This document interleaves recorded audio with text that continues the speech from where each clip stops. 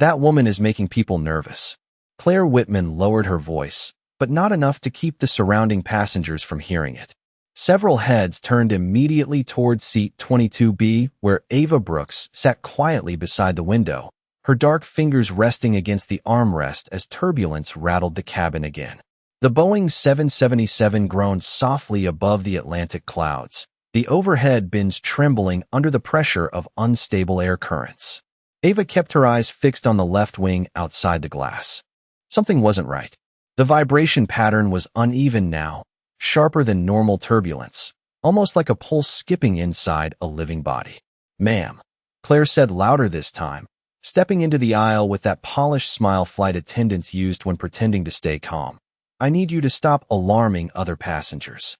Ava looked up slowly. Her expression stayed composed, almost too calm for the chaos growing around them. "I'm not alarming anyone," she replied quietly. "I'm telling you the engine compressor is surging." A few passengers nearby exchanged awkward glances. Someone snorted from across the aisle. A man in a navy business suit leaned back with an amused smile spreading across his face. "And how exactly would you know that?" he asked. Ava didn't answer immediately. Another violent shake rolled through the aircraft, strong enough to send ice cubes clattering across drink trays. The cabin lights flickered once, then steadied. Somewhere near the rear galley, a child started crying. Claire crossed her arms tightly. "Ma'am, unless you're part of the flight crew, I suggest you relax and let the professionals do their jobs." Her tone carried that familiar edge Ava had heard her entire life. Polite on the surface, dismissive underneath.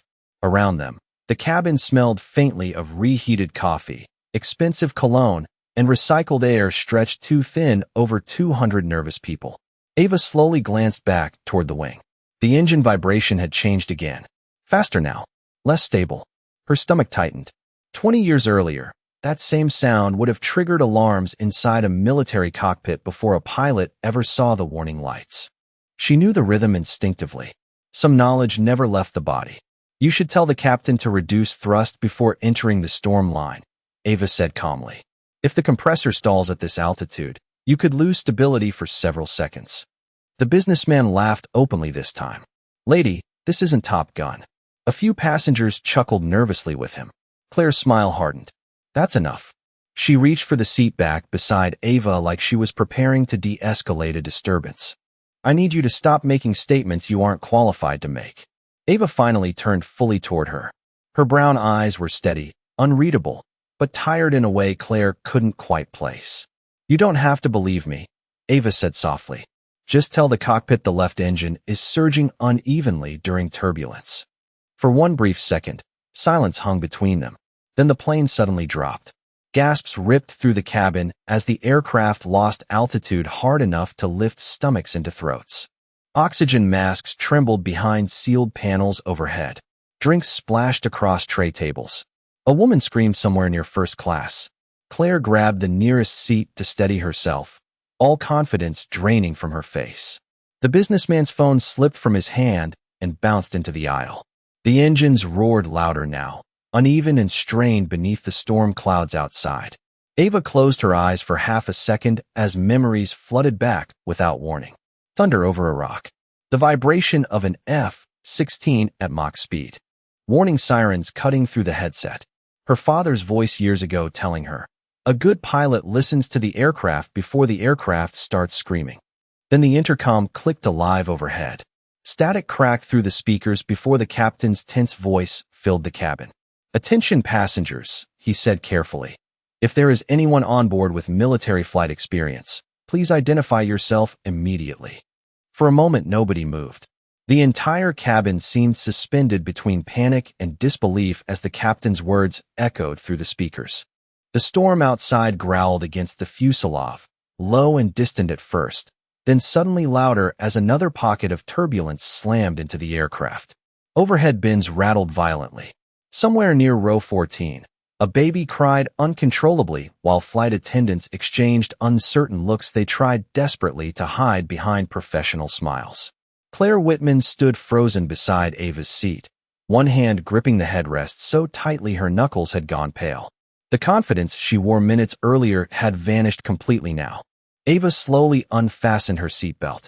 The metal clicks sounded strangely sharp beneath the chaos. Several passengers turned toward her immediately. The businessman across the aisle frowned as realization slowly spread across his face. "Wait," he muttered quietly. Ava reached into the worn leather bag beneath the seat in front of her and removed a small black wallet. Her movements were calm, practiced, controlled in a way that instantly felt different from everyone else around her. The plane shook again. Harder this time. Gasps rolled through the cabin. Claire nearly lost her footing.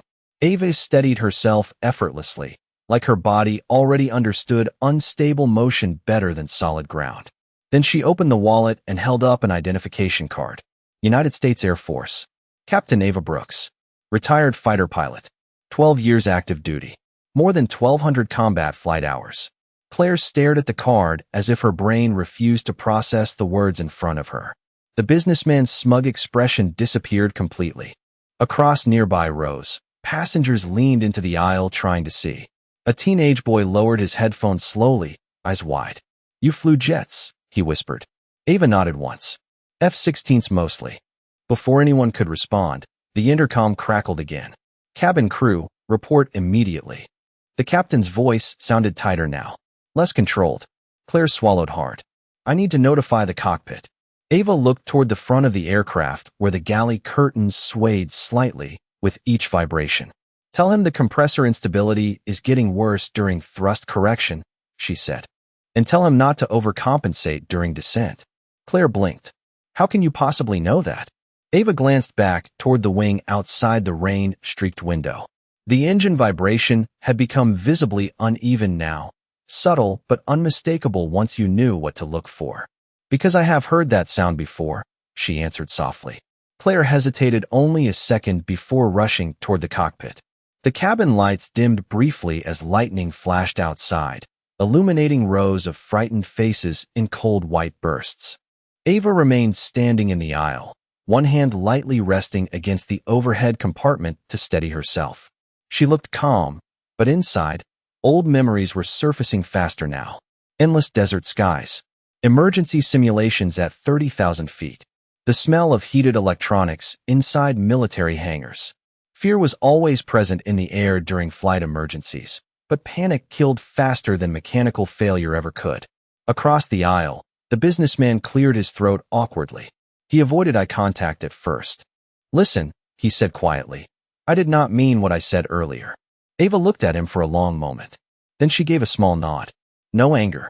No satisfaction. Just exhaustion. Another sharp jolt shook the plane. Several oxygen mask compartments rattled open halfway before locking again. A woman near the rear started praying under her breath. The teenage boy leaned forward nervously. "Are we going down?" he asked. Ava crouched slightly beside his row, her voice low and steady. "The aircraft is still flying," she said. "That means the crew still has options." The boy nodded slowly, holding onto her words like something solid inside the storm.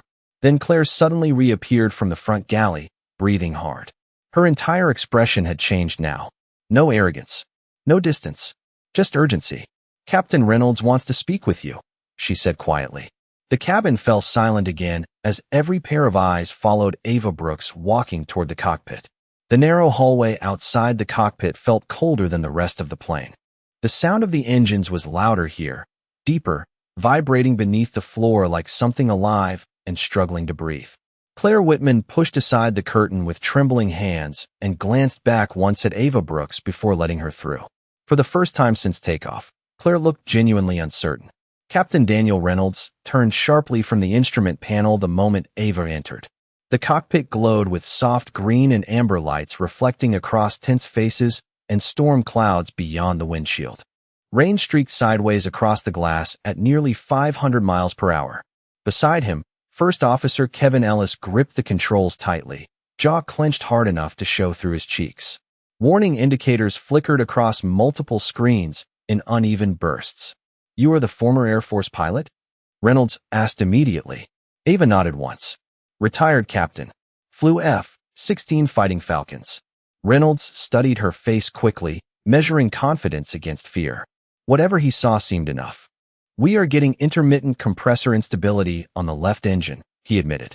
"Sensors are fluctuating during turbulence." We reduced thrust twice already, but the surges keep returning. Ava stepped closer to the panel, eyes moving calmly across the instruments. Her breathing stayed slow, controlled. Outside, lightning flashed again, illuminating the clouds in violent white waves before darkness swallowed them whole. The aircraft shook hard enough to rattle the cockpit seats. Kevin cursed quietly under his breath. Ava noticed it immediately. The fear. Not incompetence. Not weakness. Just the weight of 200 souls sitting behind a thin metal door while a storm tested every decision being made inside this tiny room. She had seen that pressure before. Many times. What altitude? Ava asked. 32,000 feet, Reynolds answered. Crosswinds are stronger than forecasted. We are trying to reroute south, but the turbulence field keeps expanding. Ava looked through the windshield toward the black wall of storm clouds ahead. The compressor is choking during airflow disruption, she said quietly. You are pushing too aggressively through unstable air. Kevin frowned slightly. If we pull back thrust any further, we lose speed. Ava nodded. Not if you descend gradually into denser air first. The engine needs stable intake flow. Reynolds glanced toward her again. Every second inside the cockpit felt sharper now, stretched thinner by stress and altitude. Another alarm chimed briefly overhead before silencing itself. Ava's eyes shifted instinctively toward the sound. Years of military flight training lived inside her body like muscle memory. She could still remember instructors drilling one rule endlessly into every young pilot. Panic narrows vision. Calm expands it. Reynolds exhaled slowly. You really think the engine can stabilize? Ava looked directly at him. I think your aircraft is warning you before it gets worse. Silence settled heavily for one brief moment. Then Reynolds nodded once. Decision made. All right, he said firmly. Gradual descent. Reduce thrust incrementally. 500 feet per minute. Kevin adjusted the controls carefully. The aircraft responded slowly at first. Then another violent tremor rolled through the fuselage, harder than before. Warning lights flashed bright red across the overhead panel. Claire gasped from behind them. Somewhere in the cabin, muffled screams echoed faintly through the reinforced door. Ava grabbed the back of the pilot's seat to steady herself, but never looked away from the instruments. Easy, she said calmly. Do not fight the aircraft. Let it breathe. Reynolds adjusted the throttle carefully. The engine roar shifted slightly. Lower now. Smoother. Not fixed, but different. Kevin stared at the readings as the fluctuations slowly began settling by tiny degrees. It is stabilizing, he whispered. Ava finally allowed herself one small breath. Outside the cockpit windows, lightning flashed again across endless black clouds, but farther away now. The plane still shook beneath them, though the movement had softened from violent jolts into rough rolling waves. Claire looked at Ava differently now. Not as a difficult passenger, not as someone out of place, but as the calmest person on the aircraft. Then Reynolds looked toward Ava again, his voice quieter this time. Why were you sitting in economy? Ava stared ahead at the storm for a long second before answering. Because sometimes people only see the uniform, she said softly. And I got tired of proving I deserved to wear it. The aircraft continued descending through layers of heavy cloud, each mile downward feeling slow and fragile beneath the pressure pressing against the fuselage. Inside the cockpit, the warning lights had stopped flashing constantly, but the tension remained thick enough to feel in the air itself. Captain Reynolds kept both hands steady on the controls while First Officer Kevin Ellis monitored the engine readings with intense focus. Tiny adjustments now made the difference between stability and disaster. Ava Brooks stood quietly behind them, watching the instrument panel with calm eyes shaped by years of surviving situations where panic only made things worse. Outside the windshield, the storm still stretched endlessly across the night sky, dark and swollen with lightning buried deep inside its clouds. The rain striking the glass sounded softer now, less violent, but nobody inside the cockpit relaxed. Not yet. Claire Whitman remained near the doorway, unusually silent. Her perfectly styled hair had loosened slightly during the turbulence, and the confidence she wore earlier had been replaced by something more human. Humility. Every few seconds, her eyes drifted toward Ava almost involuntarily, like she was still trying to reconcile the woman she dismissed in economy class with the one now helping stabilize a commercial aircraft at 30,000 feet. Another soft chime echoed through the cockpit. Kevin glanced at the engine monitor. Temperature is dropping back into normal range, he said quietly. Reynolds exhaled slowly through his nose. Good. Ava crossed her arms gently, still studying the readings. The compressor needed cleaner airflow, she said. You forced less stress on the intake when you descended. Reynolds gave a short nod. You called it before our system did. Ava did not answer immediately. Her gaze drifted toward the clouds outside again. Machines speak before they fail, she said softly. Most people just stop listening. Behind them, Claire swallowed hard. I should not have spoken to you the way I did earlier.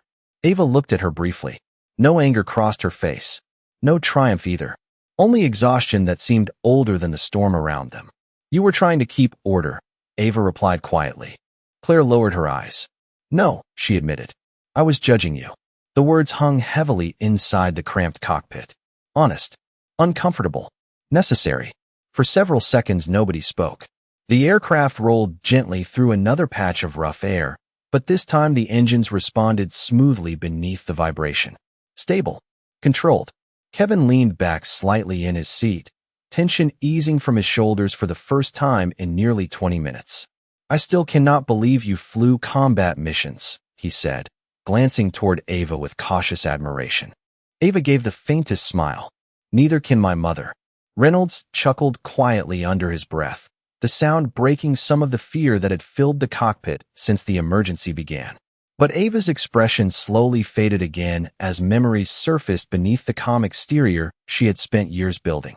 She remembered stepping onto military bases where people questioned her before she ever spoke. Remembered instructors assuming she would wash out before training even started. Remembered standing inside briefing rooms where some men looked through her instead of at her. Black. Female. Quiet. Too many people mistook calmness for weakness. Yet every mission she survived taught her something simple. The sky did not care who you were, only whether you knew how to fly through the storm. Suddenly, the intercom buzzed again. A flight attendant's nervous voice filled the cockpit. Captain, we have a passenger in row 18 having trouble breathing. Panic attack. Reynolds immediately looked toward Claire. Go assist. Claire nodded quickly, but before she moved, Ava spoke softly. Wait. Claire turned back. Ava stepped closer. People take emotional cues during emergencies, she said calmly. If you look afraid, the cabin becomes afraid. Claire stared at her for one long second. Then she straightened her posture slowly, inhaled deeply, and nodded. Understood. As she disappeared back through the cockpit curtain, Reynolds glanced toward Ava again. You ever miss flying? The question lingered quietly beneath the hum of the engines. Ava looked out at the dark clouds one more time before answering. Every single day, she whispered. The cabin felt different when Ava Brooks stepped back through the curtain. Fear still lingered in the recycled air, heavy and invisible, but it no longer controlled the room the way it had before. Passengers watched her now with a strange mixture of curiosity, relief, and quiet disbelief. The same people who had laughed at her less than 30 minutes earlier now searched her face for reassurance every time the aircraft trembled. Claire Whitman moved carefully down the aisle toward row 18, where a middle-aged man sat hunched forward struggling to steady his breathing. His wife rubbed his shoulder helplessly while the oxygen mask dangled and used beside him. The overhead lights cast pale shadows across worried faces throughout the cabin. Outside the windows, dark storm clouds still rolled endlessly through the night sky, though the turbulence had softened into long, uneven waves instead of violent drops. Claire knelt beside the passenger carefully, remembering Ava's words. If you look afraid, the cabin becomes afraid. She inhaled slowly before speaking. Sir, I need you to focus on my voice. Her tone sounded calmer now. Softer. Genuine. The man looked up with trembling eyes. Are we crashing? He whispered. Claire hesitated for only half a second before answering. No, sir. The pilots are stabilizing the aircraft. Behind her, Ava quietly moved through the aisle checking seatbelts and loose items with natural instinct. She was not part of the crew, but somehow her presence steadied people anyway. A little girl clutching a stuffed rabbit stared at her nervously from row 21. Ava crouched beside her seat gently. What is your rabbit's name? She asked softly. Buttons, the girl whispered. Ava smiled faintly. Buttons looks brave. The child finally smiled back a little. Nearby, The businessman who mocked Ava earlier sat unusually quiet now, his wrinkled suit jacket folded neatly on his lap. Every so often his eyes followed Ava with visible shame settling deeper into his expression. The plane rolled again through rough air. A few passengers gasped automatically, but the panic no longer spread like wildfire through the cabin. Something had changed.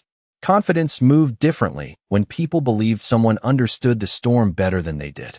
Claire slowly stood after helping the passenger steady his breathing. As she turned, her eyes met Ava's across the aisle. "Thank you," Claire said quietly. Ava tilted her head slightly. "For what?" Claire swallowed hard. "For not treating me the way I treated you." The words landed heavily between them, honest enough to hurt. Ava looked at her for a long moment while the soft hum of the engines filled the silence around them. Then she glanced toward the windows where lightning flickered far in the distance like fading memories. "People make assumptions when they are scared," Ava replied softly. Claire shook her head. "No, I made assumptions long before I got scared." Ava could see the guilt written plainly across her face now. The realization, not just of what she said earlier, but why she said it so easily in the first place. Across the cabin, passengers slowly settled back into their seats as the aircraft continued descending towards safer airspace. The tension had not disappeared, but it had loosened enough for breathing to return normally again. Somewhere near the middle rows, a teenager quietly whispered to his mother, "She saved us." Ava pretended not to hear it. She returned to seat 22B and sat carefully beside the window once more. Her reflection stared back faintly in the dark glass layered over storm clouds outside. Older now, tired around the eyes, but still carrying the same calm discipline she learned decades ago inside military cockpits. Claire approached slowly after a moment, holding a folded navy blanket in her hands. "It gets colder during descent," she said awkwardly. Ava accepted it with a small nod. Claire lingered there uncertainly before finally speaking again. "Why did you leave flying?" The question settled softly into the quiet cabin. Ava looked down at the blanket in her lap, fingers brushing across the fabric slowly. For several seconds, she said nothing at all. Then she stared back out at the clouds and answered in almost a whisper. "Because after a while," she said, "you get tired of fighting battles in the air and on the ground at the same time." The aircraft continued cutting through the night with a steadier rhythm now, the violent shaking reduced to occasional tremors beneath the cabin floor. Outside the windows, the storm had begun thinning into scattered clouds streaked silver by distant lightning. The worst of it was finally behind them, though nobody on board seemed fully ready to trust that yet. Fear leaves slowly after it settles into people. The overhead lights glowed dimmer as the cabin shifted into quiet exhaustion. Some passengers leaned back with eyes closed, pretending sleep could erase what they had just lived through. Others stared silently out the windows, lost inside private thoughts that only appear when people come too close to losing control. Ava Brooks remained seated beside the glass, the navy blanket folded neatly across her lap. The cool hum of conditioned air brushed softly against her face, while droplets of rain traced fading lines across the window outside. For the first time since the turbulence began, she allowed her shoulders to relax slightly. Across the aisle, the businessman cleared his throat again before finally standing. His expensive leather shoes clicked awkwardly against the floor as he approached her row. Several nearby passengers looked up immediately, sensing something important in the silence between them. He stopped beside Ava's seat, holding the edge of a headrest almost nervously. "Miss Brooks," he began quietly, "I owe you an apology." Ava looked up calmly. The man's polished confidence from earlier had disappeared completely now. In its place stood something rarer. Humility. "I made assumptions about you the moment you spoke," he admitted. "And I was wrong." Ava studied his face for a second. There was no performance in his expression anymore. No ego left to protect. Just honesty. "Most people decide who you are before you finish your first sentence," Ava replied softly. The man lowered his eyes briefly. "That does not make it right." Ava gave a small nod. Around them, the cabin remained unusually still. Even passengers pretending not to listen had gone quiet. Claire Whitman watched from the galley nearby, hands folded tightly together as if she were holding onto every word. The businessman hesitated before speaking again. "When you first warned us, I laughed because..." He stopped himself. The unfinished sentence hung painfully in the air. Because a black woman in economy class did not fit the image he trusted with authority. He did not need to say it aloud. Everyone understood anyway. Ava spared him the humiliation of forcing him to finish. Fear makes people look for familiar faces, she said gently. Sometimes they forget skill does not come with a uniform people expect. The man swallowed hard and nodded slowly. Thank you for helping us anyway. Ava looked back toward the window where the clouds had finally begun breaking apart beneath the moonlight. I did not do it for recognition, she said quietly. I did it because everybody on this plane deserved to get home. The simplicity of the words seemed to settle over the cabin more heavily than the turbulence ever had. Nearby, the little girl with the stuffed rabbit whispered softly to her mother. She is like a superhero. Ava overheard it this time and smiled faintly to herself. Not because of the compliment, because children still saw courage before status taught them otherwise. A soft chime echoed overhead. Then Captain Reynolds' voice filled the cabin through the speakers, steadier now than before. Ladies and gentlemen, we have successfully cleared the storm system and begun our final descent toward Atlanta. I want to personally thank everyone for remaining calm tonight. He paused briefly. And I would especially like to thank a passenger whose experience and guidance helped us navigate a difficult situation safely. Murmurs spread quietly throughout the cabin. Ava lowered her eyes immediately, uncomfortable with attention. But then applause began softly from somewhere near the rear rows. One pair of hands, then another. Soon the entire cabin filled with warm, uneven clapping that echoed gently beneath the hum of the engines. Claire looked toward Ava with tears gathering faintly in her eyes. The businessman joined the applause first among the nearby rows. Ava sat frozen for a moment, staring down at her folded hands while the sound surrounded her. Not loud, not dramatic, just human. And for the first time in many years, she did not feel invisible. The applause faded slowly into a softer kind of silence, one filled not with fear anymore, but reflection. The aircraft continued descending through calm night air while the city lights of Atlanta began appearing faintly beneath the clouds like scattered gold across black velvet. Inside the cabin, people seemed changed somehow. Conversations were quieter now. Eyes lingered longer. The storm had stripped away something artificial between strangers. Ava Brooks remained seated near the window, her fingers resting lightly against the folded blanket in her lap, while the glow of passing city lights reflected softly across her face. Across the aisle, the businessman returned silently to his seat, but not before giving her one final respectful nod. Claire Whitman stood near the front galley holding a tray she had forgotten to put away several minutes earlier. Her thoughts felt heavier than the metal cart beside her. She replayed every moment from earlier in the flight over and over inside her mind. The sharpness in her voice, the assumptions, the immediate distrust. And what unsettled her most was not that she had judged Ava wrongly. It was how natural it had felt at the time. Captain Reynolds stepped out of the cockpit briefly as the plane stabilized fully into final approach. The moment passengers noticed him, several people applauded softly again. Reynolds smiled politely, but immediately looked toward Ava instead. "Miss Brooks," he said warmly, loud enough for nearby rows to hear. "I would like to personally thank you for what you did tonight." Ava looked slightly uncomfortable under the attention. "You handled the aircraft," she replied calmly. Reynolds shook his head. "No, you helped us understand it before things escalated." He hesitated for a moment before adding, "Most people freeze during situations like this. You stayed calm." Ava looked out the window again, where the wing lights blinked steadily against the darkness. "Calm is not something you are born with," she said softly. "Sometimes life teaches it to you the hard way." Reynolds nodded slowly, understanding there was far more behind those words than she intended to explain. A few rows ahead, the little girl holding the stuffed rabbit suddenly stood on her seat and raised her tiny voice above the quiet cabin. "Mom says heroes wear uniforms," she said innocently. "But you were not wearing one." Several passengers smiled gently at the comment. Ava looked at the little girl, and for the first time all night, genuine warmth touched her face completely.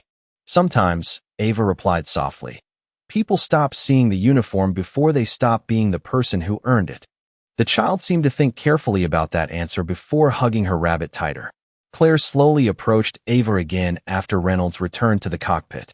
Her eyes looked different now, softer, less guarded.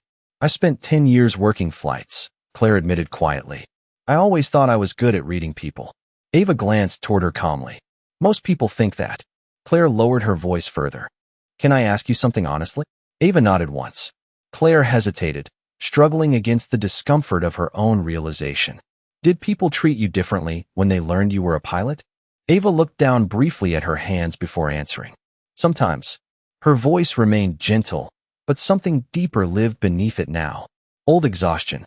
But what hurt more was how they treated me before they knew. Claire's throat tightened visibly. The words settled between them with painful clarity. Outside the windows, the runway lights finally appeared in the distance, glowing like a long river of white stretching through the darkness. The aircraft tilted gently into alignment for landing. The engines hummed smooth and controlled beneath the floor now, no longer fighting the storm that had nearly overwhelmed them earlier. Ava closed her eyes briefly as the familiar sensation of descent wrapped around her body.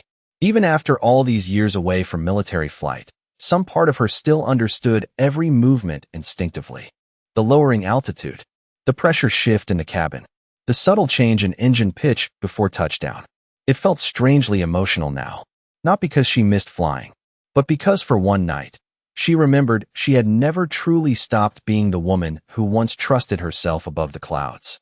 Then the captain's voice returned softly through the intercom one final time before landing. Ladies and gentlemen, he said, welcome back to calm skies. The landing gear lowered with a deep mechanical rumble beneath the cabin floor, and almost every passenger instinctively held their breath at the same time. Outside the windows, Atlanta spread beneath the aircraft in glowing highways and scattered city lights blurred softly by rain still clinging to the glass. The storm was gone now. Only its memory remained inside tired faces and quiet hearts. Ava Brooks sat still beside the window while the aircraft descended through the final 1,000 feet. The familiar rhythm of approach settled into her body like an old song she had not heard in years. The slight vibration beneath the seats, the careful angle of descent, the low steady roar of engines preparing to surrender speed to gravity and runway asphalt. Across the aisle, the businessman tightened his seatbelt silently while the little girl hugged her stuffed rabbit against her chest with sleepy eyes. Even Claire Whitman looked calmer now, though emotion still lingered visibly across her face every time her eyes drifted toward Ava.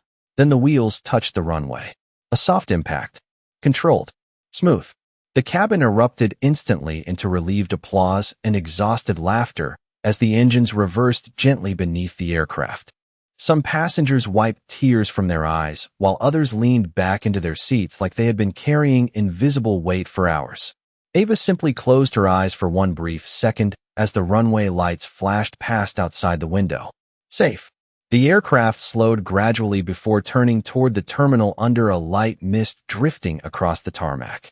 Captain Reynolds' voice returned one last time through the speakers. Ladies and gentlemen, welcome to Atlanta. On behalf of this crew, thank you for your patience tonight. His voice paused briefly before continuing more softly. And thank you for reminding us that heroes do not always sit where people expect. The cabin grew quiet again after that. Ava lowered her eyes immediately, uncomfortable with praise. But this time the silence around her felt warm instead of isolating. As passengers began gathering bags from overhead compartments, something unexpected happened. People started stopping beside row 22B one by one. A young mother squeezed Ava's hand gently before walking past with her child. An older man in a military veteran's cap gave her a slow, respectful salute without saying a word. Even the businessman paused beside her seat long enough to say quietly, "You changed how I see people tonight." Ava nodded politely each time, though part of her still seemed unsure what to do with kindness arriving so suddenly after years of invisibility. Claire waited until most passengers had exited before approaching her one final time. The bright cabin lights reflected softly in her tired eyes now stripped completely of arrogance.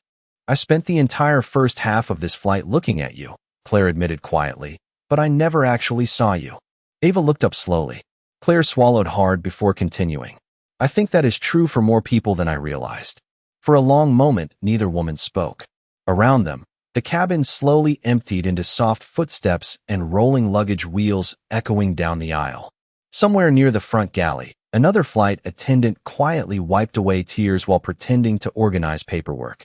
Ava finally stood and slipped the navy blanket neatly onto her seat before reaching for her worn leather bag beneath the chair. Seeing people clearly takes practice, she said softly.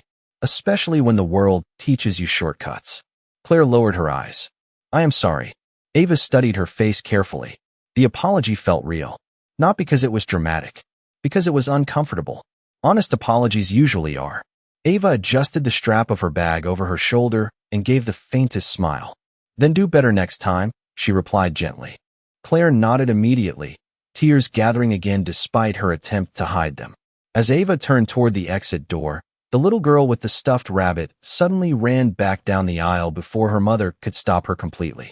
She held out a small folded paper airplane made from a napkin. For you, she whispered shyly. Ava accepted it carefully. On the wings, written in crooked child handwriting, were 4 simple words. Thank you for flying brave. Ava stared at the tiny paper airplane for a moment while something deep inside her chest quietly loosened. Then she smiled fully for the first time all night. The airport terminal was quieter than Ava Brooks expected. Midnight rain tapped softly against the massive glass windows while exhausted travelers drifted through the concourse beneath pale, fluorescent lights. The storm that had nearly swallowed the aircraft now moved far beyond the city, leaving only wet runways shimmering beneath rows of blue landing lights outside.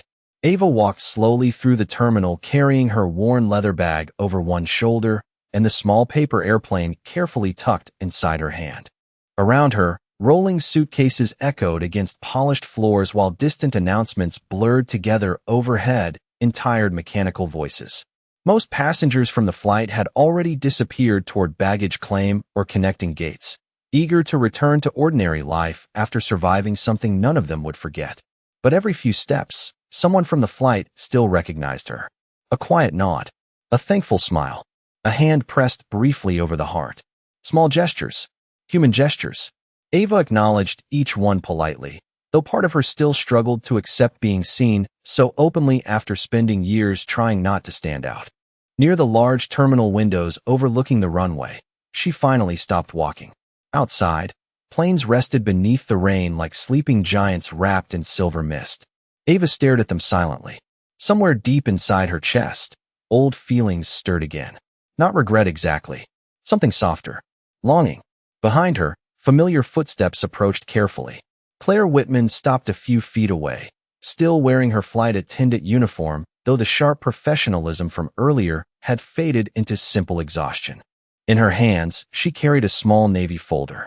Captain Reynolds asked me to give you this before you left, Claire said quietly. Ava accepted the folder with mild surprise and opened it slowly. Inside was a handwritten note on airline stationery. Miss Brooks, tonight you reminded an entire crew what calm leadership looks like under pressure. If you ever decide the sky still feels like home, there will always be a jump seat waiting for you on my aircraft. Respectfully, Captain Daniel Reynolds. Ava read the note twice in silence while rain continued sliding down the glass outside beside her reflection. Claire watched her carefully.